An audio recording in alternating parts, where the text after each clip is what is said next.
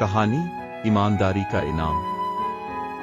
एक दफा का जिक्र है, एक गांव में मोहसिन नामी एक लड़का रहता था। मोहसिन बहुत मेहनती और ईमानदार लड़का था।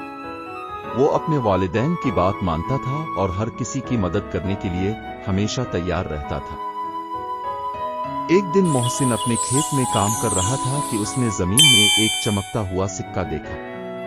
मोहसिन ने सिक्का उठाया और अपने वालिद के पास ले गया। अबू, मुझे ये सिक्का मिला है, क्या ये हमारा है? मोहसिन ने पूछा। मोहसिन के वालिद ने सिक्का देखा और कहा, नहीं बेटा, यह सिक्का हमारा नहीं है। हमें यह सिक्का वापस इसके मालिक को देना चाहिए।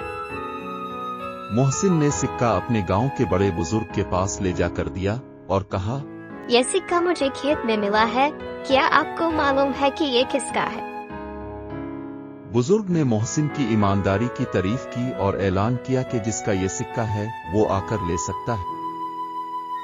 कुछ दिन बाद एक गरीब आदमी आया और बोला, ये सिक्का मेरा है, मैंने इसे खो दिया था। बुजुर्ग ने मोहसिन की तरफ देखकर कहा, मोहसिन, तुम्हारी ईमानदारी ने इस आदमी की मदद की है, अल्लाह तुम्हें इसका अजर देगा। कुछ वक्त बाद मोहसिन के खेत में अचानक बहुत ज्यादा फसल होने लगी। सब लोग हैरान थे कि इतनी अच्छी फसल कैसे हुई।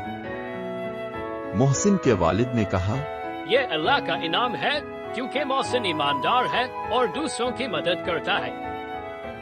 कहानी का सबक, ईमानदारी हमेशा फायदेमंद होती है। अल्लाह ईमानदार लोगों को इनाम देता है और उनकी मदद करता है।